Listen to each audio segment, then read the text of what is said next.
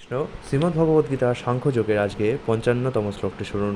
শ্রী ভগবান উবাচ প্রজহাতি যদা কামান সর্বান পার্থ মনোগতান আত্মন্যেবাত্মনা তুষ্ট স্থিতপ্রজ্ঞস্ত দচ্যতে। অর্থাৎ পরমেশ্বর ভগবান বললেন, হে পার্থ, জীব যখন মানসিক জল্পনা কল্পনা থেকে উদ্ভূত সমস্ত মনোগত কাম পরিত্যাগ করে এবং তার মন যখন এভাবে পবিত্র হয়ে আত্মাতেই পূর্ণ পরিতৃপ্তি লাভ করে, তখনই তাকে স্থিতপ্রজ্ঞ বলা হয়।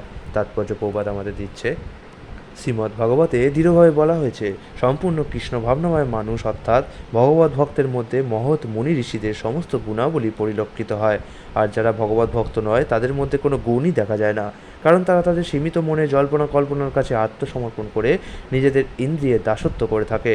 সুতরাং এখানে যথার্থই বলা হয়েছে যে জল্পনা কল্পনার মাধ্যমে সৃষ্ট ইন্দ্রিয় সুখ ভোগের সব রকম ইচ্ছা পরিত্যাগ করতে হবে।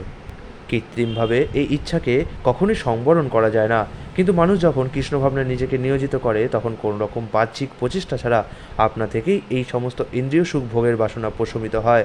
তাই মানুষ মাত্রেরই কর্তব্য হচ্ছে দ্বিধাহীনভাবে ভক্তিযোগের পথ অবলম্বন করা, কেননা এই পথ অবলম্বন করার ফলে সে অচিরেই অপ্রাকৃত চেতনায় অধিষ্ঠিত হতে পারে।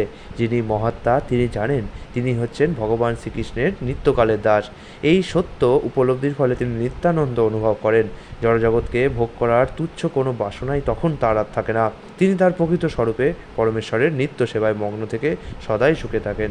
হরে কৃষ্ণ।